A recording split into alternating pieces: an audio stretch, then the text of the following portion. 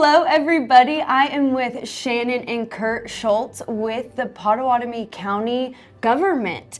Today we are going to be learning more about what they do with the county, but also why to get involved with the county and what the county does throughout the entire community. And these are great individuals to just talk to about that.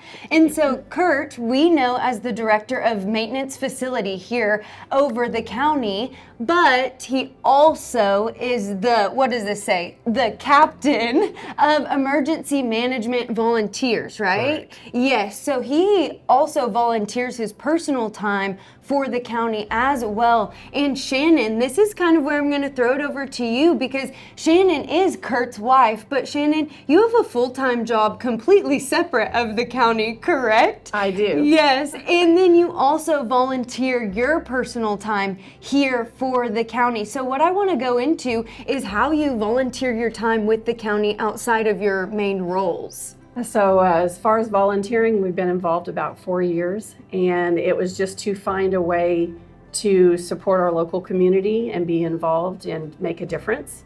And I was a CASA volunteer for a few years prior to this, and we decided to try to find something together, and it just worked out. You know, everything aligned just right that we got involved with emergency management. I love that. I love that. So Kurt, you have captain on your jacket. Let's talk about that a little bit. What made you want to go into emergency management and go into that role on top of the role you already have with the county? Well, I actually started with emergency management before coming employed by the county. So it was like Shannon said, it was a way to give back to the county and to the community. We found a spot. It was kind of a fluke that we found this. There was been some tornado sirens go up, and we found out who did it and called to thank them. And next thing you know, we're volunteering, and now we're it has evolved to where she's the PIO, I'm the captain, who is, I'm in charge of the other volunteers, basically. That gives the paid personnel for emergency management the time to do what they need to do without having to worry about the volunteers and their needs.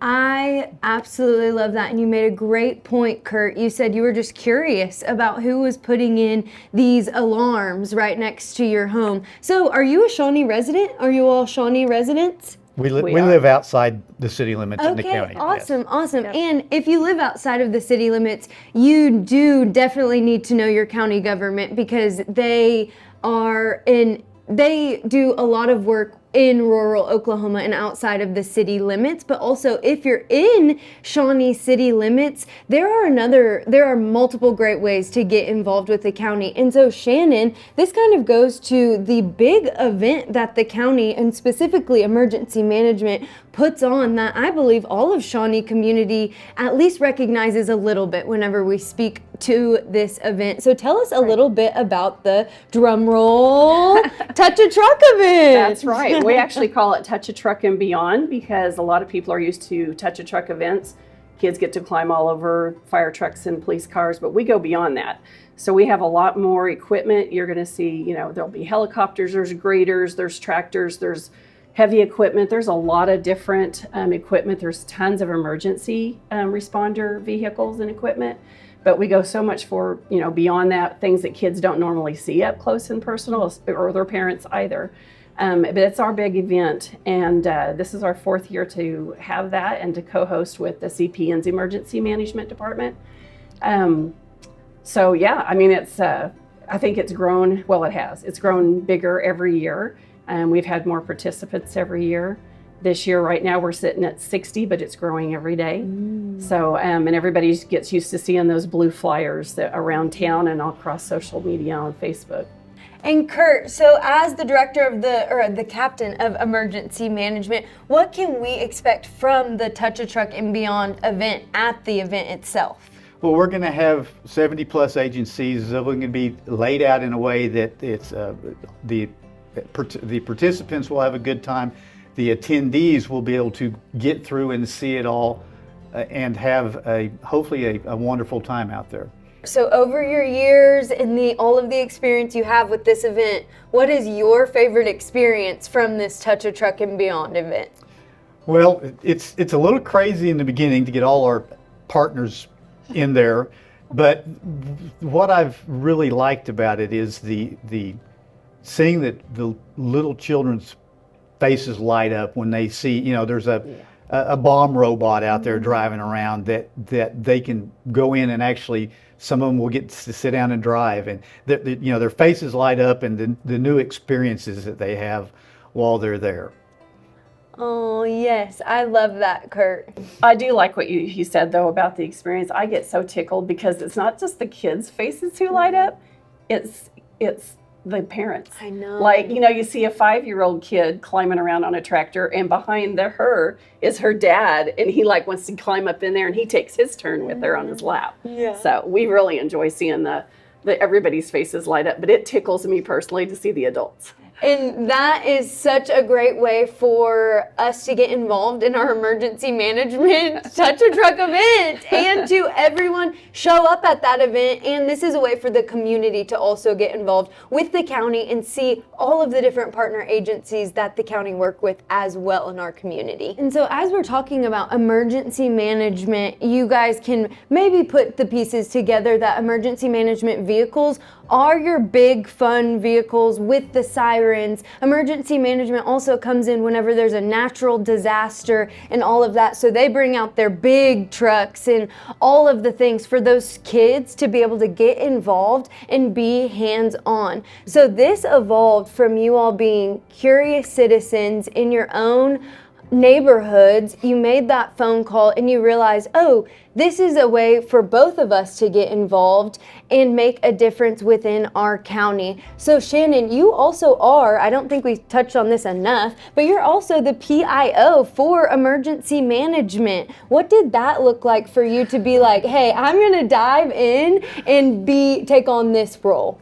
Well, I'll be real honest with you. When we got involved with volunteering, I was all ready to go search and rescue and find people and, get the bad guys. And even at my age, I knew I could do it.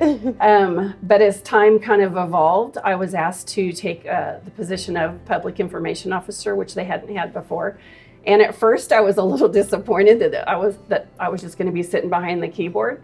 But I'm a talker, and I'm familiar with social media, and honestly, it's just been a perfect fit. It was a great relationship. Mm-hmm. So I'm the one that manages your Facebook page for the county for emergency management, and it's just been it's just settled into a great role. I enjoy it. Hopefully that. And the feedback we get is that we put a lot of information out there, especially during bad weather and storm season. So I think all of our followers have gotten used to, and the citizens have gotten used to getting accurate, real-time, no drama, straight to the facts information. And I think they appreciate that. I think we all can appreciate that for sure. So I think this is a great opportunity to say, hey, if you're curious about your local county government and especially emergency management, how do you guys get involved? What is your advice to individuals who are curious about their county government and how to get involved?